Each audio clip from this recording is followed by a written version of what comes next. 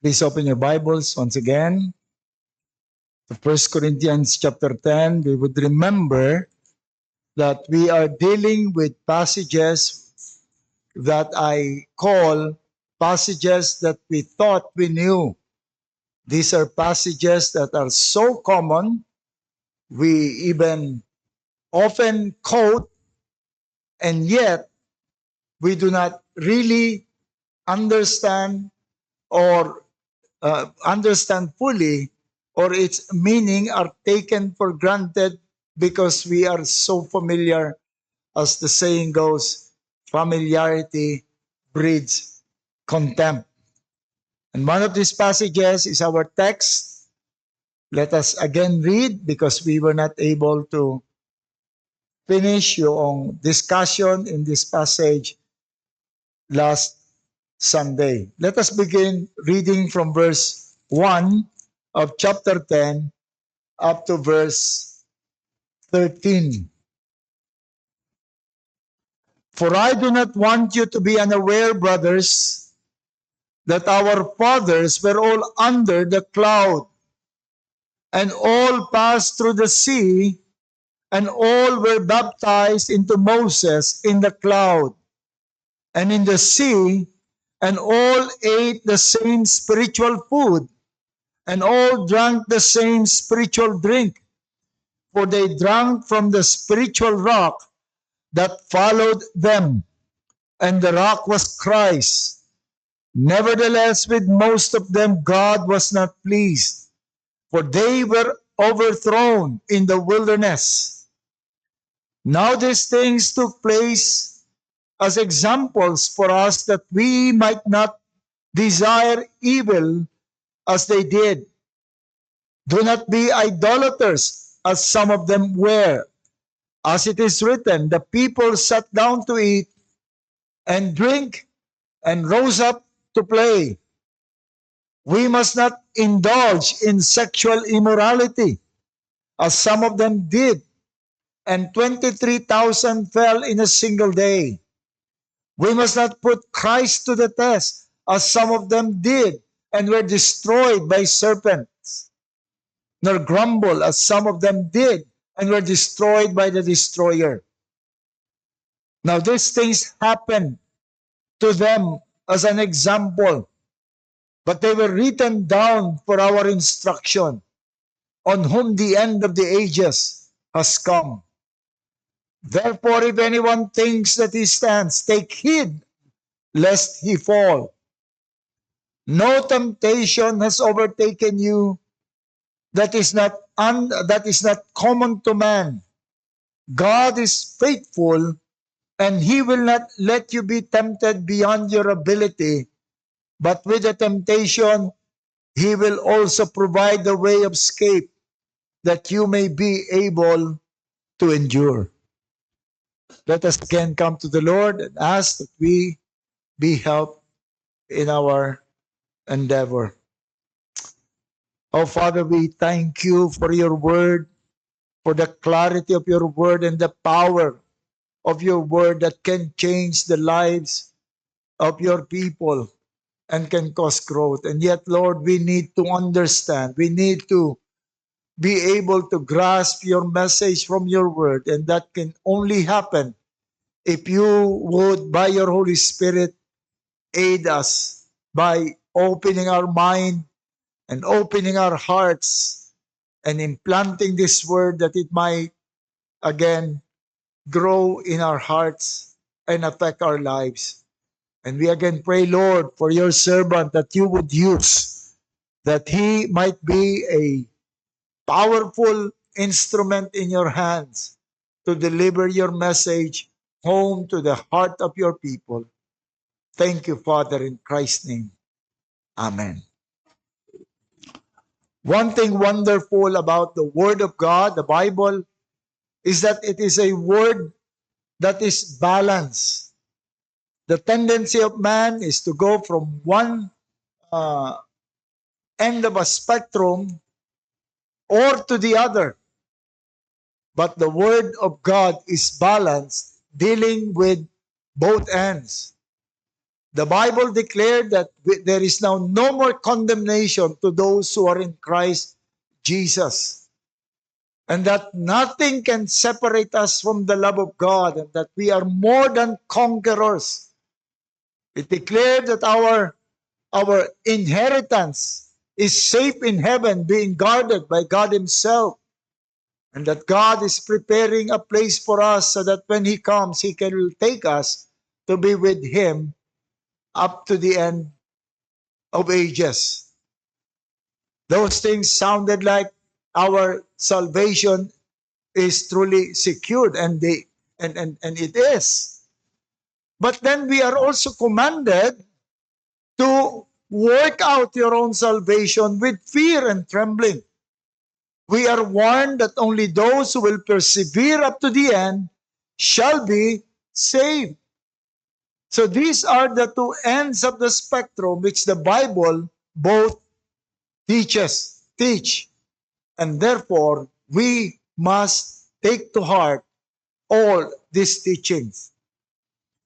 The Corinthians, they felt so secure just reading the first verses of this epistle, where they were called by the apostle as those separated by God for Himself, those who are called saints, those who are given so much gift, so much ability, so much riches, that sometimes it made them so complacent that they are no longer working out their own salvation with fear and trembling.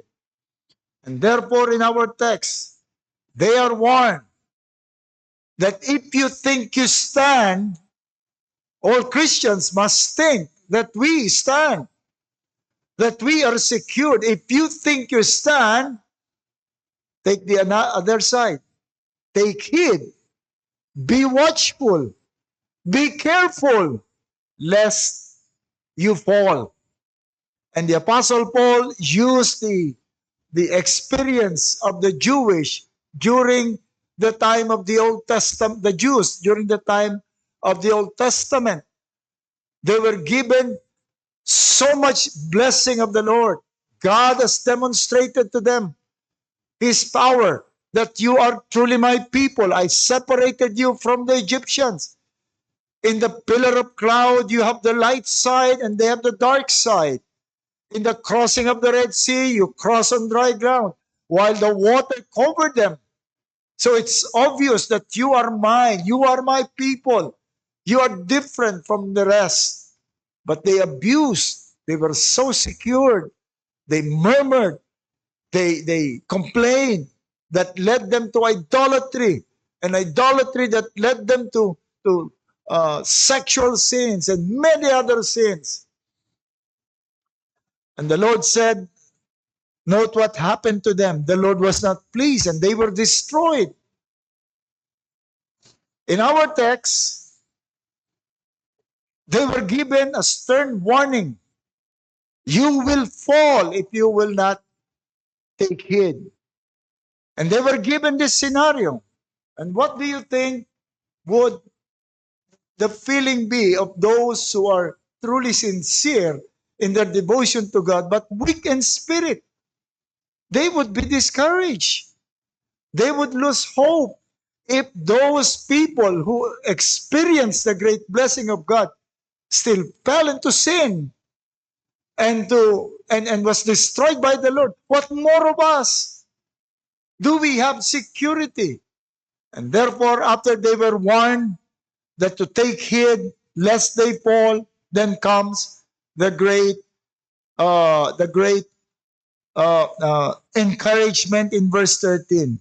No temptation has overtaken you that is not common to man.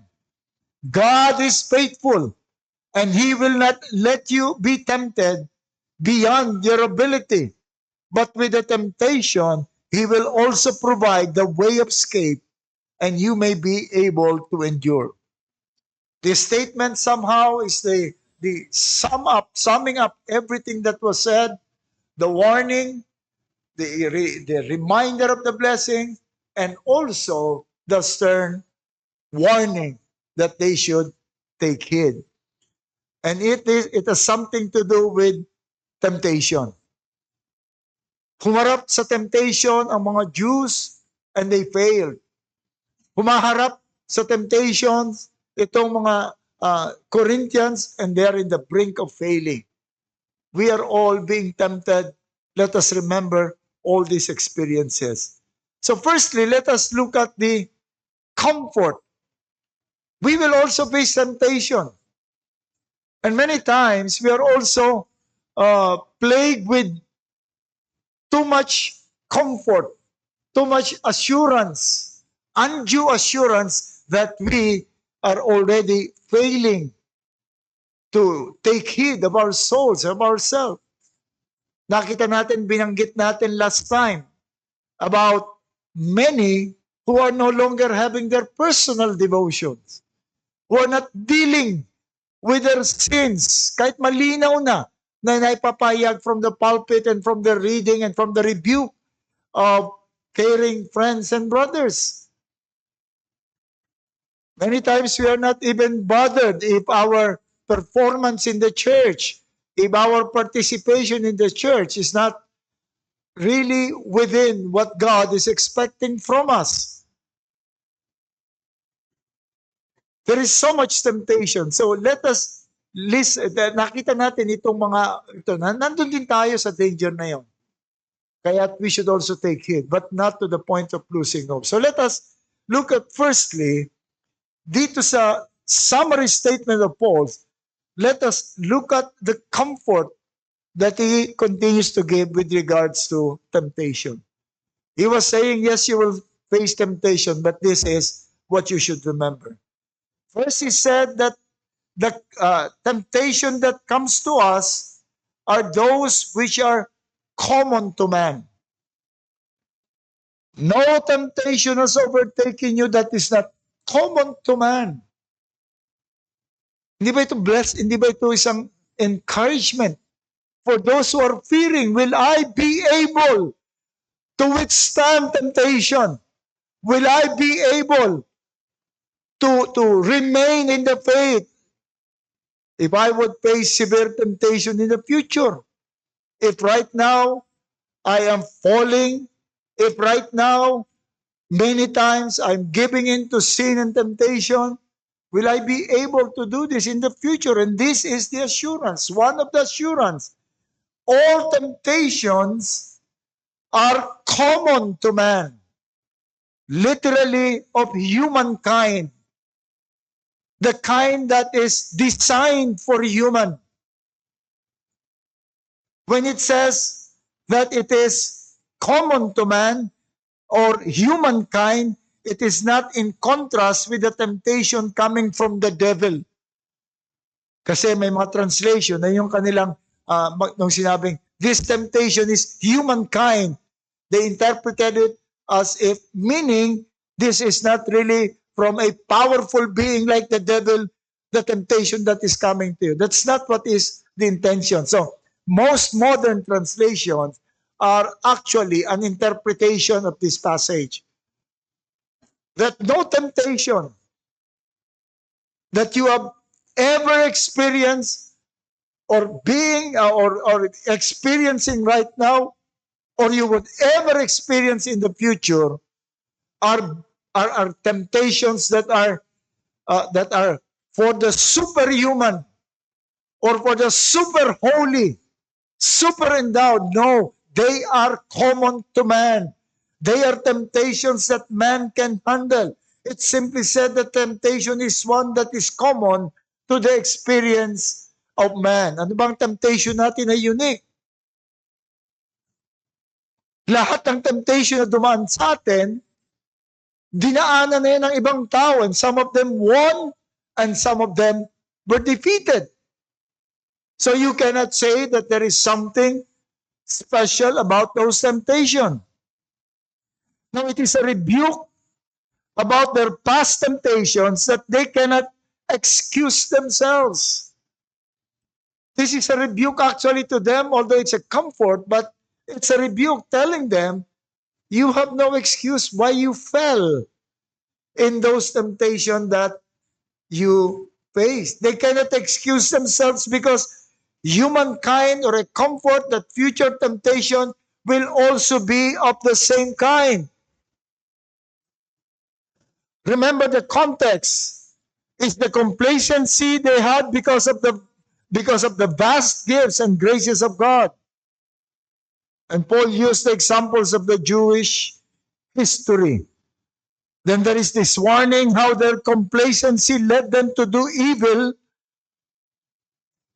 and their many graces was to no avail. Hindi nakinabang yung inaakala ninyong biyaya na nasa inyo. Now, especially Calvinists and Reformed Christians, we are so vulnerable to this kind of feeling. Well, God is sovereign. I've been chosen from the end, from the foundation of the world. And I know I'm a believer. So it's okay. I can sit back and relax. I can, for a while, take away all these responsibilities. I can, for a meantime, forget about my responsibilities in the church. We're so vulnerable to this. And so Paul had to warn them and warned us, take heed lest you fall.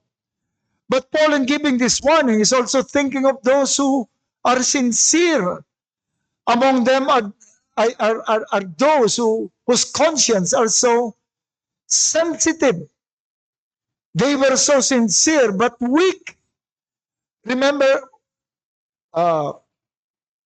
later on, he would deal with those who cannot eat meat offered to idols, and those who are not eating meat at all because their conscience are condemning them.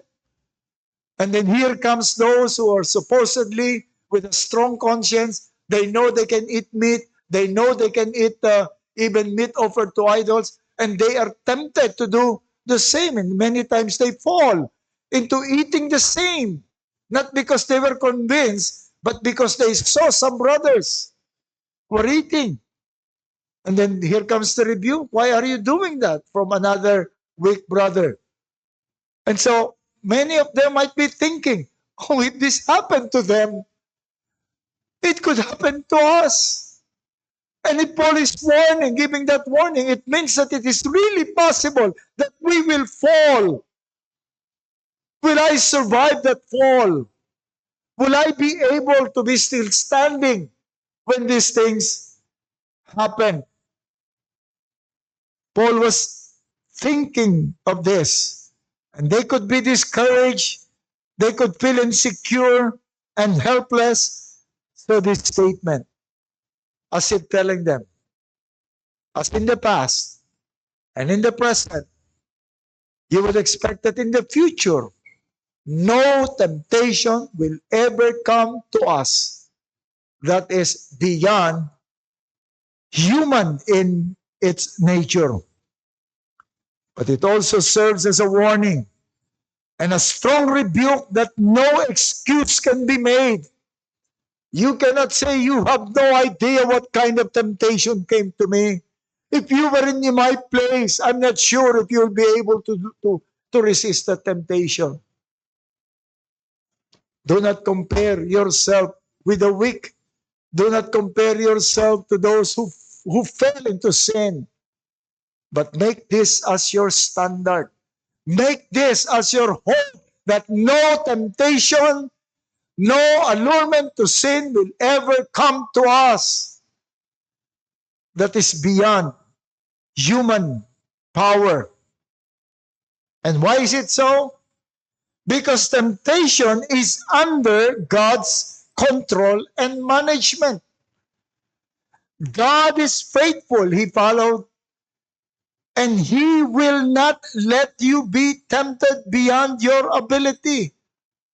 Now, if I am the only one who would be telling you this, there is not much comfort. Many times we are prone to say, when we are trying to comfort somebody, oh, kaya mo yan. Gagaling ka rin dyan. Makakaya mo yan.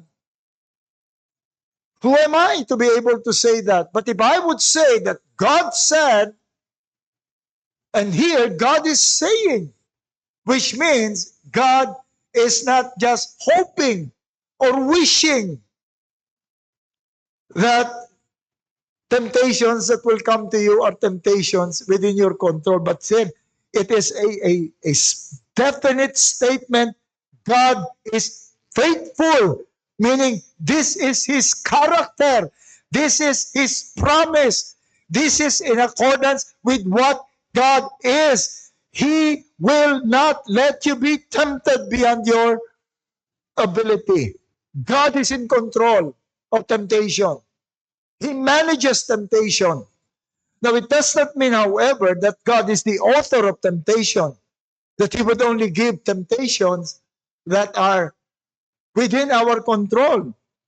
James 1:13 said, "Let no one say that when he is tempted, I am tempted by God, for God cannot be tempted with evil, and He Himself tempts no one."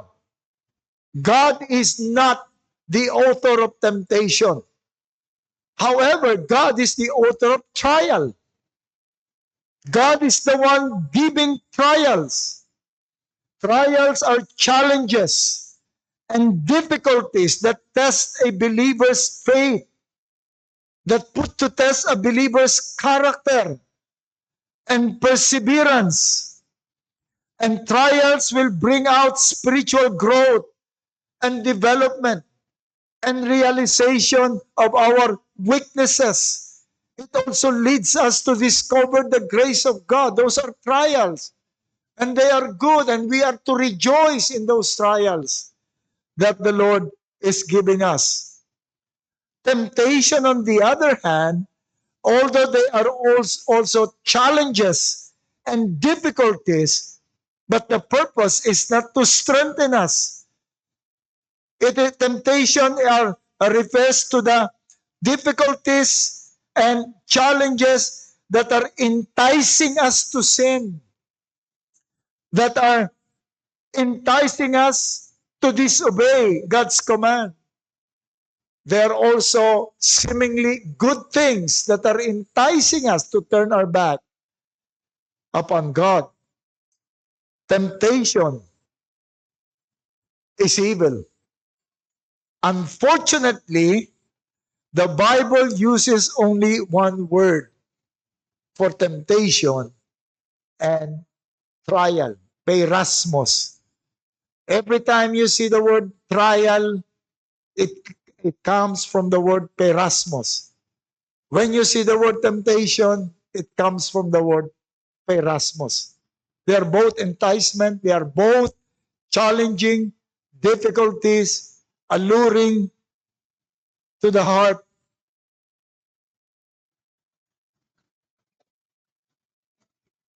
Although God's trial, which He subjects His people, although God's trial, which He subjects His people to, can be used by the enemy as an allurement to sin, and therefore they become temptation. So yun pa rin yun. Yung the same trial that God has placed us can still be used by the devil, so it will become temptation. Paul was given by the Lord a thorn in the flesh. It was sent by the Lord. It was given by God. For what purpose? To keep him humble, so that he would discover that when he is weak, then he is strong, so that he would depend upon God. But it is also called by Paul as sent by the devil, because the devil is also using that same suffering to allure Paul to give up, to curse God, to surrender, because he prayed 3 times and the Lord is not removing those difficulties in his life.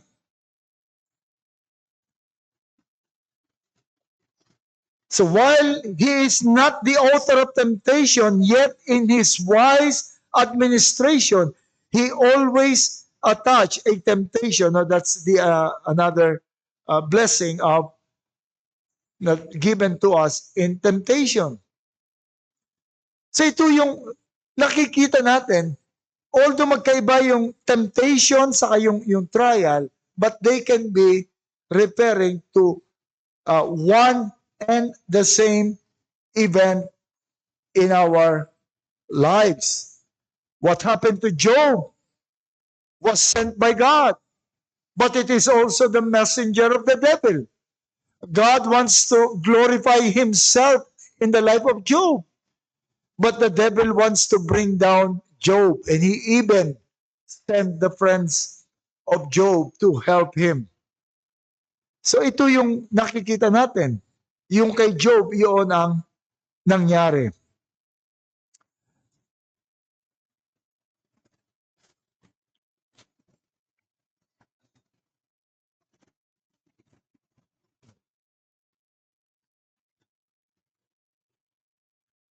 The situation of every believer that brings difficulties and pain.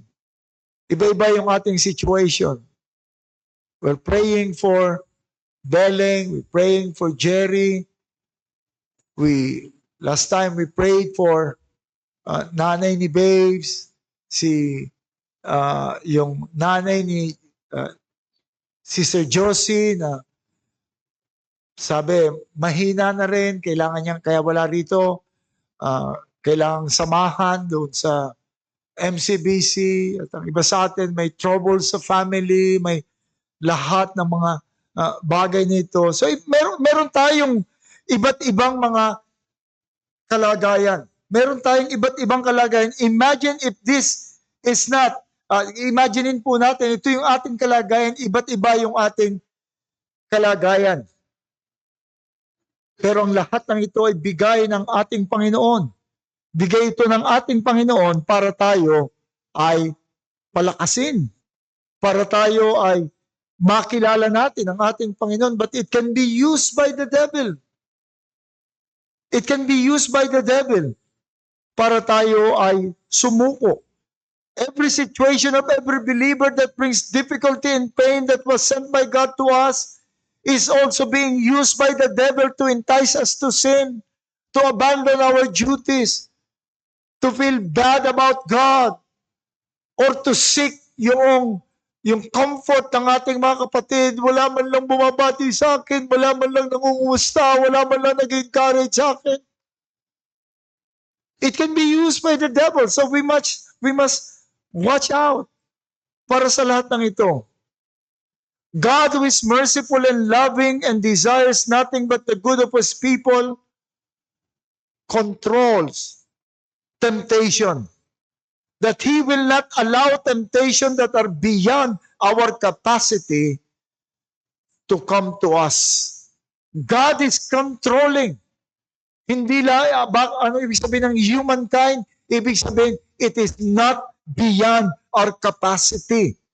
It's not beyond our capacity. God clips the power of temptation to the level that we can resist. God sets boundaries to temptation, even to the devil, boundaries that the devil cannot violate. Look at that case of Job. The devil would always have to run to God and ask permission. Can I go beyond? And God said, okay, you can go beyond what the limit that I have told you. Narano yung mga limit. Okay, you can touch the properties of Job, but you cannot touch him. And it did not work. And so the devil ran to Job to God again. Can I touch Job? Yes, you can touch Job, but you cannot kill Job. The devil cannot go beyond, cannot violate the limit that is being given by God. Imagine if this is not so. Imagine if the devil is given a free range, a free power, a free reign of temptation. Especially considering that he is the enemy of God. Imagine niyo kung hindi bibigyan ng Panginoon ng limit ang devil, na pwede niya tayong tuksuhin sa mga bagay na gusto niya. And especially considering that the devil knows, I've told this before, that the devil knows, the devil is aware of the proneness of our line, of our family, yung lahi natin. The devil knows where my great-great-grandfather fell, and my great-grandfather and my grandfather and my father, what kind of sin they fell into, and pass on the tendency to the next generation. The devil knows all of that.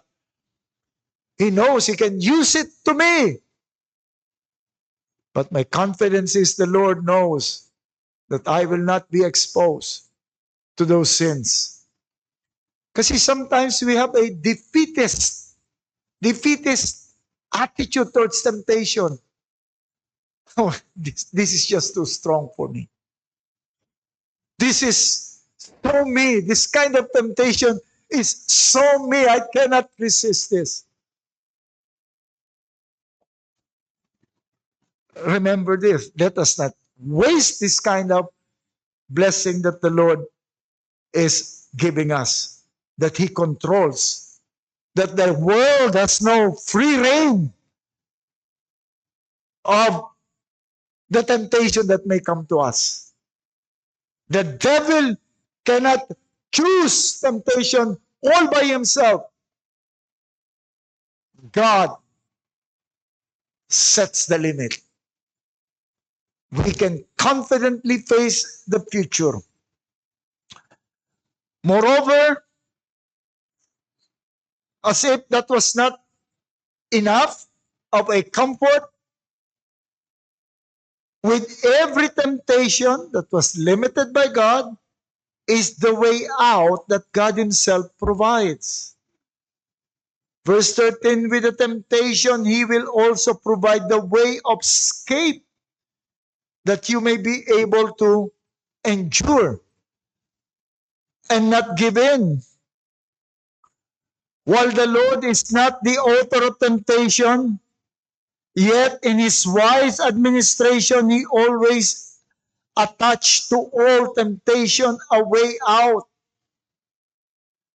and a way to overpower and endure the temptation. Imagine the scenario. Satan will come to the Lord. I want to tempt this child of yours and see if he or she really loves you. Can I tempt him or her with this kind of temptation? Said, no, that's too strong. She or he may not be able to withstand that. What about this one? Okay, that is within his or her power. You can send that temptation. But wait, the Lord said, here is the way out. I will attach this to your temptation. That's the assurance that is given to us. Why He is not the author of the temptation, but with the temptation there is always a way out that we might win in the temptation.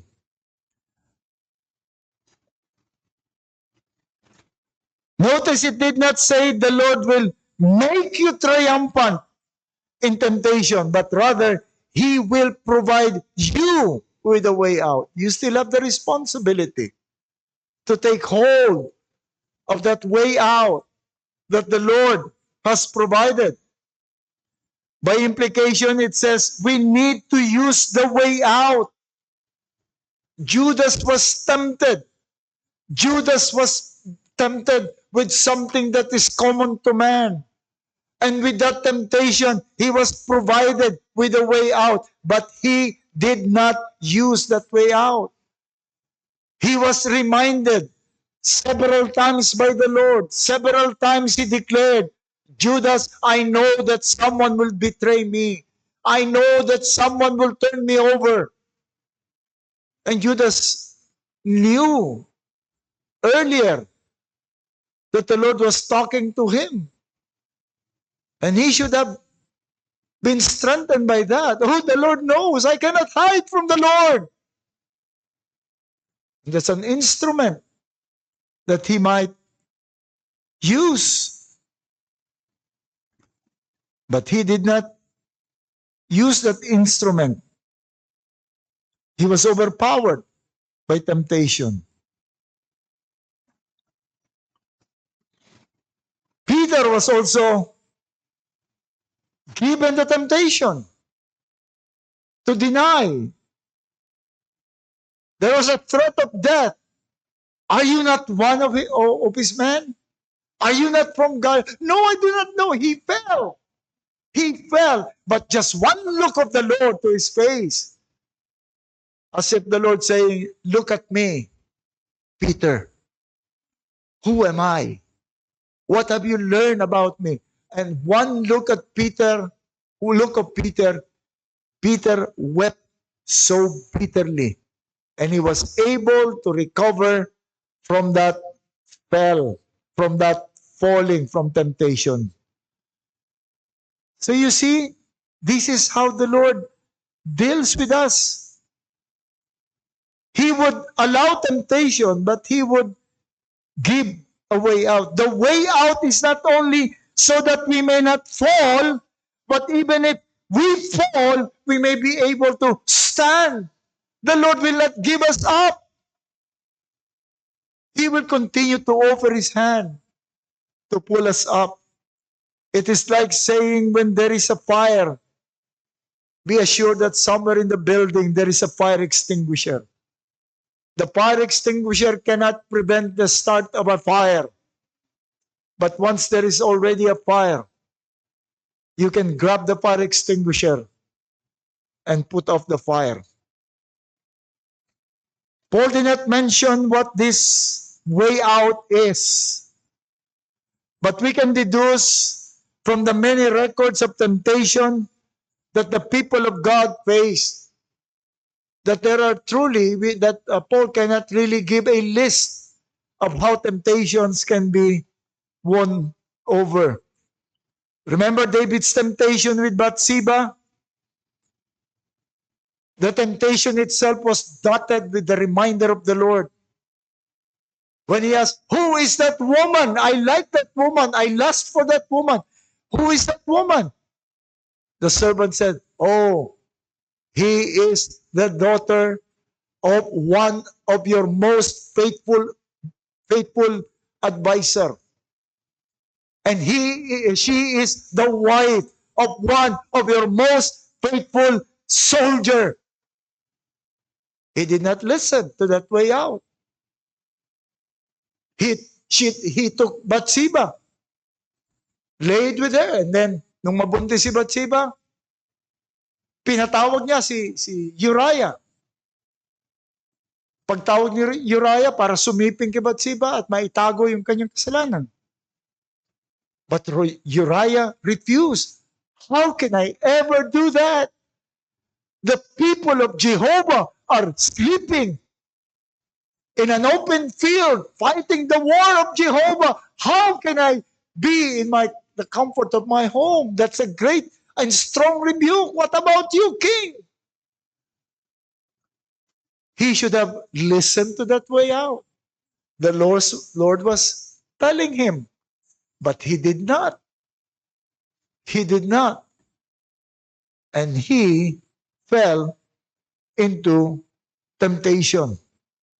For 9 months, he almost became an atheist. But the Lord has not given up on him. He sent Nathan. Nathan confronted David. And ultimately, he took hold of that way out. He repented. He repented and was spared.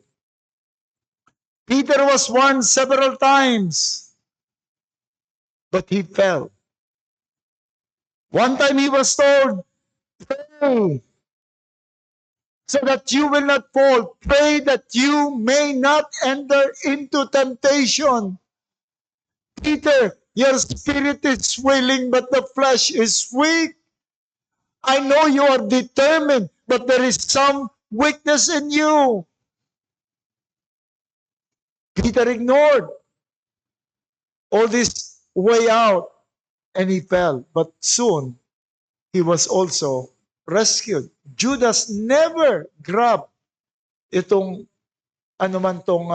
way out na ito.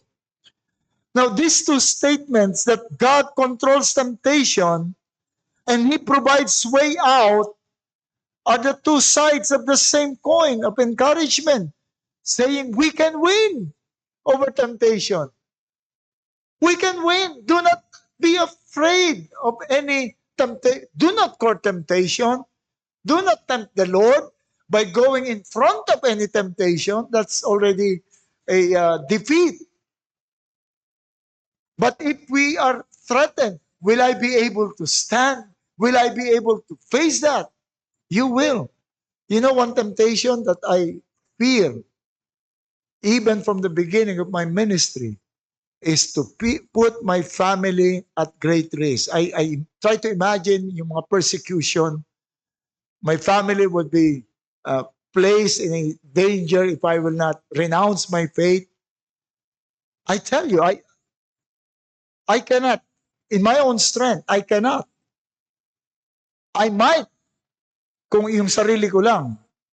Baka sumuko ako, gamitin kong napakaraming mga excuses and dininay ko lang naman sa bibig ko pero yung puso ko. But then I came to the point that, Lord, you know I cannot. But I trust that with those temptations, you will provide a way out. So this is a great temptation. Huwag kayong matakot sa temptation. Takbuhan niyo yung temptation, iwasan niyo, not because temptation is stronger than you are, but because it's from the devil, it's evil. We must renounce, we must denounce, but with the faith that you can.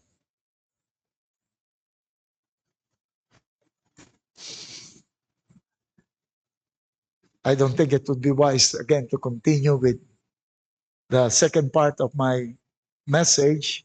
I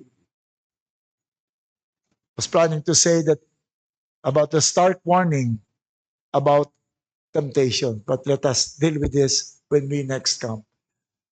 So you see, you will all be facing temptation. In fact, we are facing temptation every day.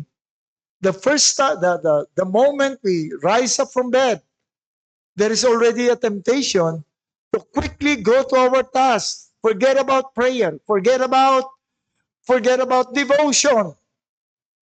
If I would do this devotion, what would happen to my task? And many times we just give up.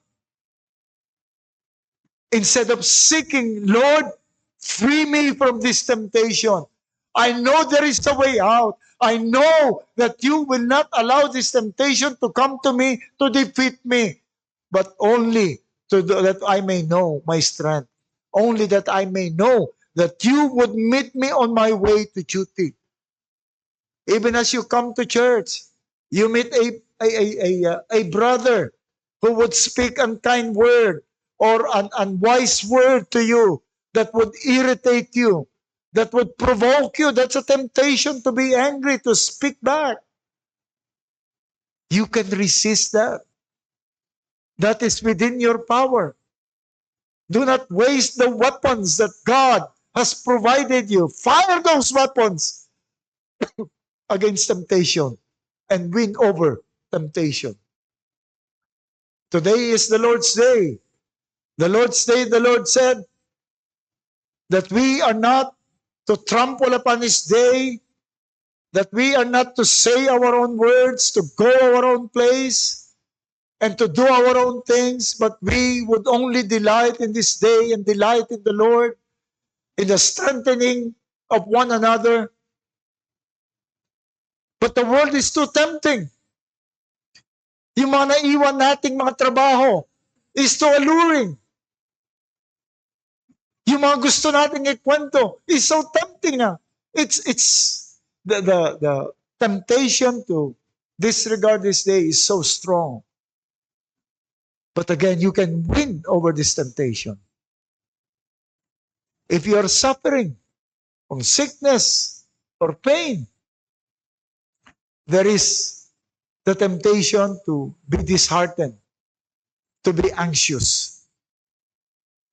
Pastor, you do not know what I'm suffering right now.